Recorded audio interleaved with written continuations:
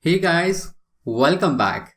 Now, continuing in a learning journey of hands-on machine learning book series, today we are going to load the data and we are going to explore what is present in the dataset that we'll be working in this chapter. Now, as we proceed along in this learning journey, I'll be making sure that I'll be explaining each and every import that I'm going to perform and the reason behind it. Now, if something is not clear, do let me know in the comment section. I'll help you in giving the information in the further videos, or if we have the content already in our YouTube channel, I'll make sure that I'll be suggesting some video resources as well, which will help you in a learning journey. Okay, now as I mentioned already, this chapter 2 is about giving you an end-to-end idea. Now you don't have to worry too much as what is written over there, but you need to understand why I have written something over there. And where and all possible, I'll just give you some more idea about the basics as well and the reason behind using it. Just to give an example, I might have created the plot and I might have saved in a specific folder. Now the reason behind saving it in a specific folder, because it would help me in documentation as well. Okay. And this code which I'll be using in the class, so this is the same code that has been provided by the author, but as we progress I'll be doing the modification so that it is going to match our understanding and our teaching level. Okay, and I'll be sharing the links in the description. You can always check out that link in the description for the source code so that you can practice it at your end as well, and I'll give you some more assignments as we proceed along in this learning journey. Okay. Now, when we start writing any notebook, the first thing that we do is we are going to import the necessary libraries, and we prefer to keep all the necessary imports in the first cell itself. So that's one of the common practice that we are going to follow. The reason, because as you progress in your learning journey or as you start building more and more bigger notebook, so it would be better if you have all the imports in one place. Now, if you want to change a particular version's import in a future, you just have to change that specific import in that first cell itself. Okay, now here if you look at it, in my first cell, I'm importing my scikit-learn library. Now this scikit-learn is a machine learning library which has various machine learning algorithms, and it also has the functions which will help me to split the data into multiple parts, and also has various functions which will help me in deciding as which model is suitable for this specific task. So I'm going to import this scikit-learn library, and along with import, I'm checking whether the version of scikit-learn which is currently in my system, whether it is greater than 0.2. So it's just to making sure that we have at least a good version of scikit-learn that is present over here. And apart from that, I'm importing my NumPy library with the shorthand notation as NP, and OS library which will help me to perform the directory operations. And here I have given the magic command that says as matplotlib inline, because I just want to create these static figures. Now throughout the course, I'll be using matplotlib library and the seaborn library for creation of plots. And as and when possible, if it really requires, I'll also make use of plotly library to create the interactive plot, because plotly library has various functions which will actually help us in creation of interactive and animated plots, and we'll add those as well as we proceed in our learning journey. Now apart from that, there are some codes that I have written to make sure that whatever the changes that I'll be doing, or if I'm generating any figure, I'm just storing it inside a folder so that I can view it at a later point. Now this code is going to take care of that. This is going to define where exactly is my project root directory. Now this dot represents my current working directory, and there I'm creating a chapter ID called chapter 2, and from there I'm just specifying where exactly that I have to store those images. So it is just a basic Python code which will help me to create a folder inside my working directory. And this is a helper function which we'll be using to save a file. So I just have to specify my figure ID and I have to specify the figure extension. So this is going to save a file which we can export it for the future purpose as well. I'll just execute this code. Now once I execute it, so this is going to take care of all the necessary imports, and I'll click on this file explorer, and we can see that there is a folder that has been created as images, and inside the images there is another subfolder called chapter 2, which is what we have defined over here. Okay, now once the import is complete, here we are downloading the data set.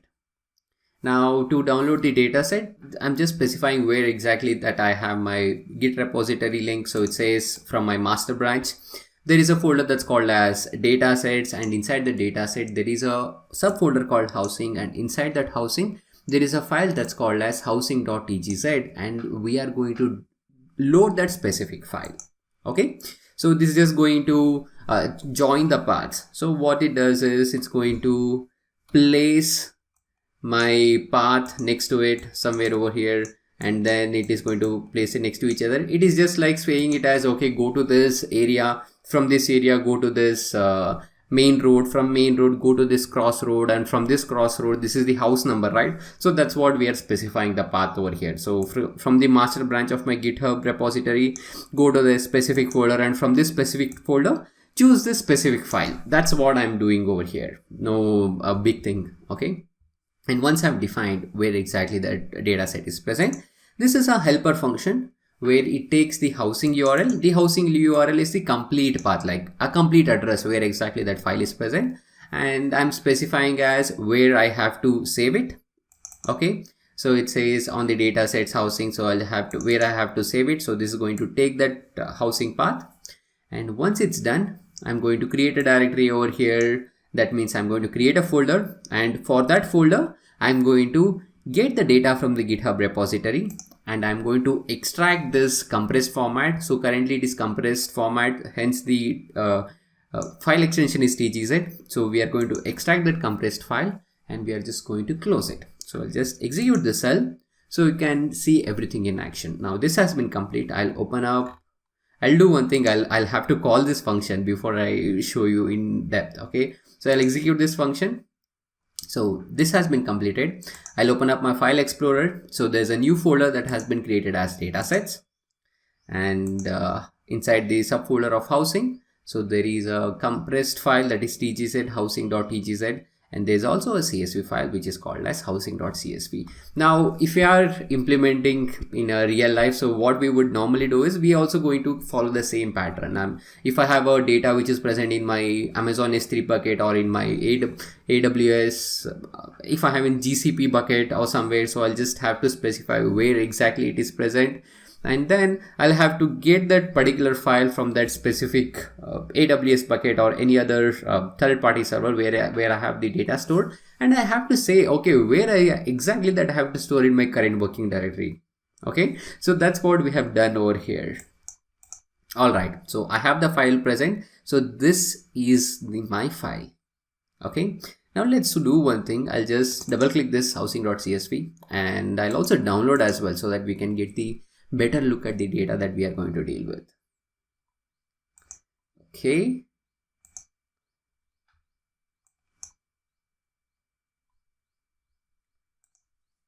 Perfect. So this is how my data looks like.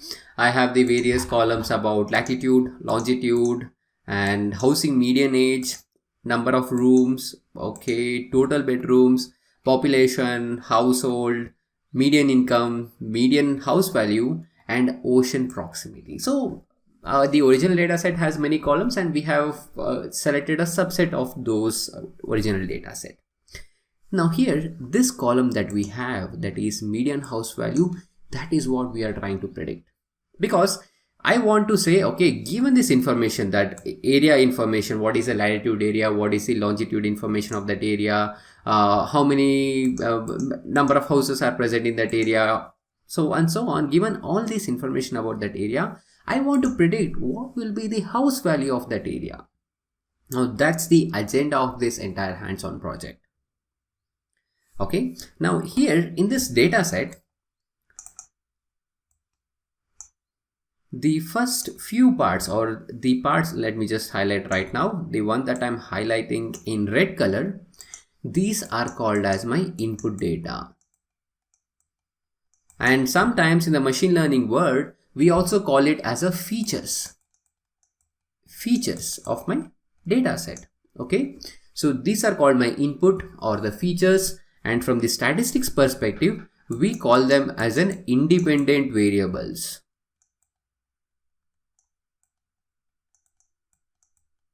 Okay, so you are learning three important terms now: input, features, and independent variables. Now all these three terms would mean the same thing. It means I'm talking about the input information for my given data set. Now from the statistics perspective, I'm saying it as independent variables. The reason that I'm going to say it as independent variables because see, these are all the independent values which can change, and on the basis of this independent values, there are some dependent values. Now I'll come to the dependent value very shortly. For now, input value is something where based on which I'm going to decide the output, that you know already. So the highlighted part that I've just did in my red color, that's called my input, or you can call it as a features, or you can call it as an independent variable. Now I'm going to highlight a column in purple color. Now this column, the median house value that we have over here, so this is called as output. Or from statistics perspective, we call them as dependent variable. The reason that we call it as dependent variable because this column of median house prices or median house value is dependent on my independent variables. Hence we call them as the dependent variable. And obviously from the general perspective, I can say this as an output because given this information, I want to predict what exactly is this. Okay. Now from the machine learning perspective, sometimes we call it as like when we call something as features, we call the output as labels. Okay. So just observe the terms that I've written in purple. So this is called as output. This is called as label, or I can also call them as dependent variable. Now, if you look at the terms which are in red, these are my inputs or feature names, and sometimes I can also call them as independent variables. Now all the red ones would mean the same thing, all the purple ones would mean the same thing. Now as we progress in our learning journey, I'll be using these terms interchangeably. Please don't get confused. It means either input or it means either I'm talking about output. That's it. Okay, so we have the data set ready. Now given this information, I want to predict what will be its median house value. Alright, so we have loaded the data set from the author's GitHub repository. We have it in our working directory over here in our Google Colab. Now let's see what we are doing. Now obviously once we have the data set, we want to visualize as how it is looking like. Now for that, I'm going to make use of Pandas library. As you know, Pandas is one of the important tool when it comes to data science. Now, hey, if you're new to data science, I highly recommend you to check out our YouTube videos, especially YouTube playlist on Python programming, as well as NumPy and the Pandas library, as including the Matplotlib, because those three libraries are kind of a prerequisite to enable you to follow along very easily with us in this book learning journey. Okay, I'm going to load this data. Okay, so to load the data here, we have just specified a helper function, which is going to read that specific file. Okay, and it is going to read that specific file and create it as a data frame. All right, so here I'm saying it as housing is equal to load housing data and housing.head. See, this has created a data frame for me, and this data frame has the same information just like we have just observed in our CSV file. So latitude, longitude, housing median age, total rooms, total bedroom, population, households, median income, median house value, and ocean proximity. Now once we have the data in the data frame, so we can make use of all the helper functions which are available in Pandas library. Now here in this example, I'm calling the info method. This is going to load the information about my data frame. So information is latitude, longitude, and what are its individual data type. So I have most of them are in float data type. So that means I don't have to worry too much about the data formatting. So everything is in right data type, and I have a single column that's in ocean proximity, which is in object. That's okay for me. And the overall usage is 1.6 MB. That's still okay for me. Now this ocean proximity, since it's string data, let's see how many number of unique values that we have in that column and what are all those values, and also let's understand as how many number of rows that we have for each or the unique one. So inland 6551, less than 1 H ocean 19136, nearby 2290, island 5. So these are the categorical information that we have in the column of ocean proximity. Okay, so these are the various information that we have for the column of ocean proximity, and these are the number of rows. Great. So in total I have 5 different categories for the column of ocean proximity. Now moving on, let's call this describe method. Now describe method helps me to get a overall understanding of my data frame. Now the overall understanding here says, so the way that we would interpret is, so when I have this information, count, mean, standard deviation, minimum, 25%, 50%. So we use this statistics. We call them as descriptive statistics. So we use this descriptive statistics to analyze and to get a quick view of this data set.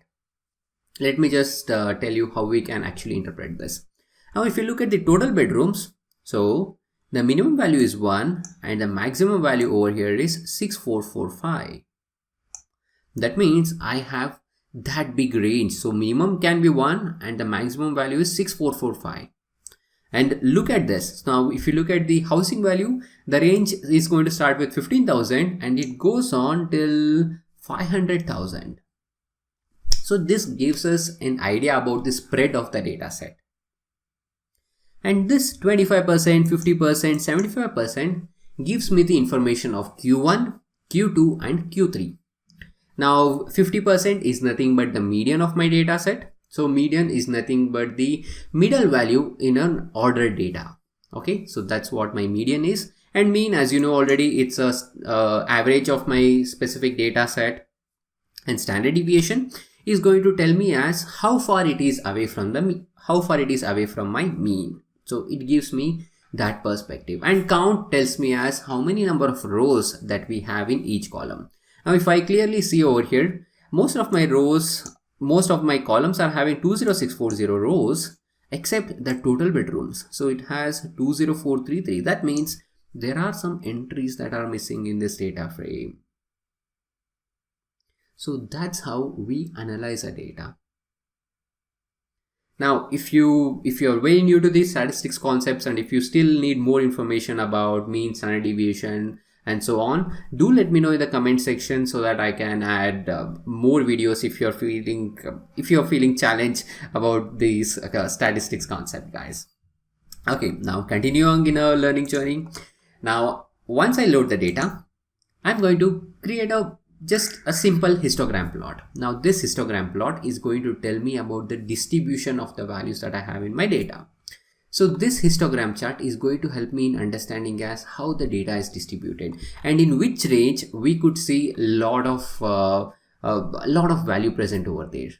And it also helps me in understanding as whether the data that we have, is it normally distributed or not. Okay, the reason that we want to have in a normal distribution format because it helps us in making use of the property of normal distribution, and we can use that property and help us in doing the analysis in an easier manner.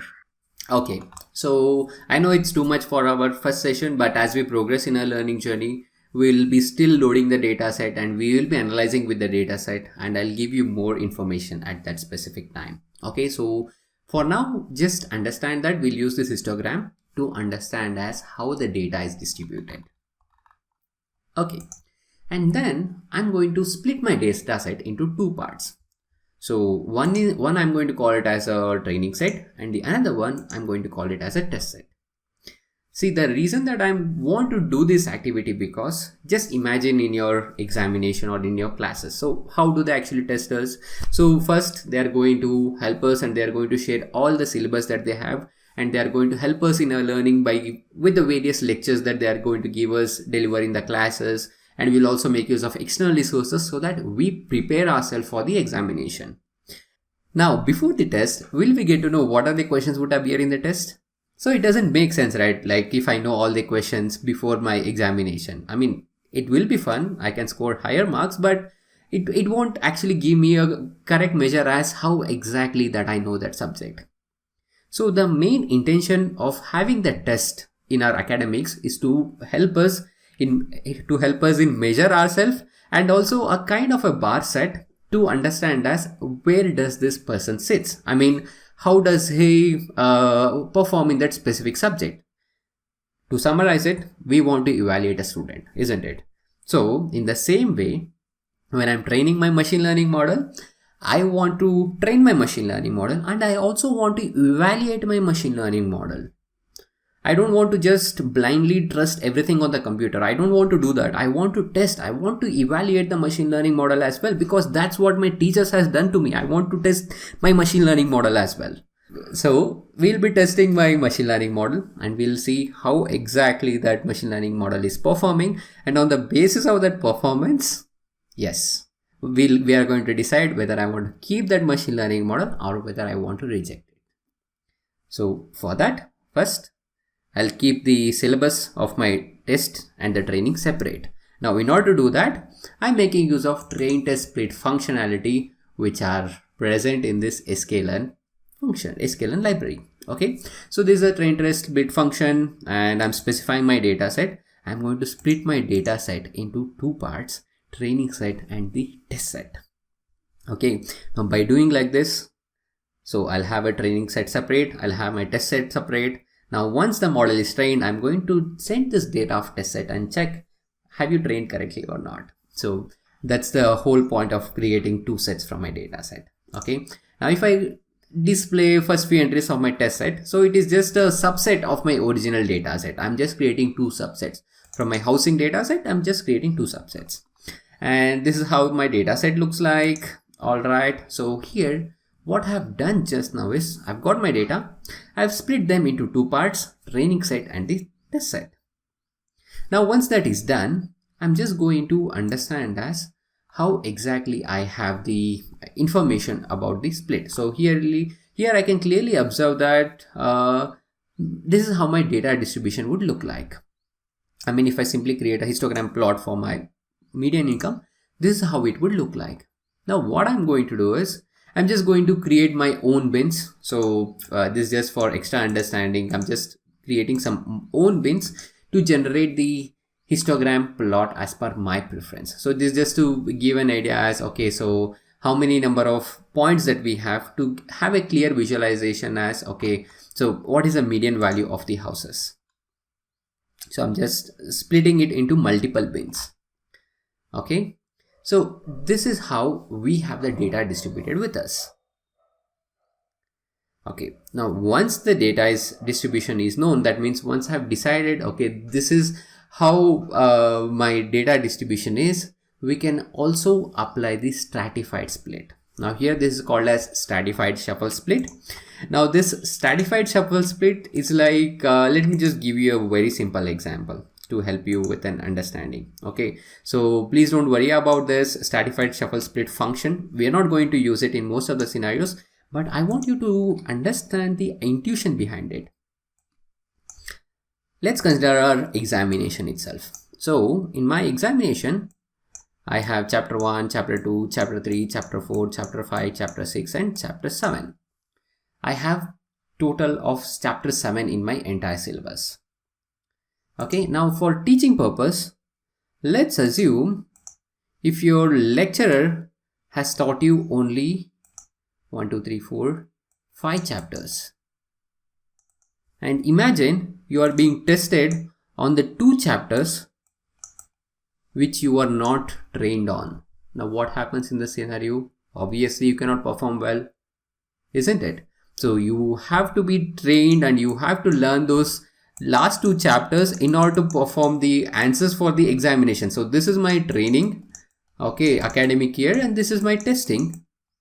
Now if you have been trained, or if you have been trained in your entire academic journey on the first 5 chapters, and if you have been tested on last 2 chapters, obviously you cannot perform well.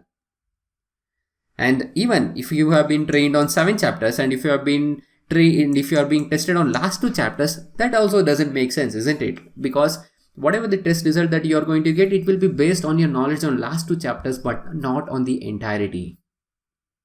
Hence, in the machine learning terminology, whenever we are selecting the data, we are going to select the data such a way that it is a stratified data, which means during the training, I'll be selecting all the parts or all the unique parts that I have in my data. And during the testing, I'll also make sure that I have all the parts. I mean, I have the representation of all the various parts of my data. And that's called as stratified data split. And this stratified shuffle split is going to help us in doing the same activity for us. Okay, so here I've just created some bins. Now, by using this bin reference, I'm actually performing the stratified split, and that is what is being happening over here in this entire code. Okay, now with this, we come to the end of this chapter 2 part 3. Now in this video, we have loaded the data set, and while loading, we have also explored about how the data distribution would look like, and also what is the reason behind creating two parts, that is train part and the test part. And once it's done, we have also seen what are the other ways of creating the split. Okay, so I'll be sharing the notebook link in the description. Now, if you're new to us, please subscribe to our channel, and I hope you like the video. And if you have any questions, comments or anything, do let us know in the comment section. I'll see you next time. Take care. Goodbye.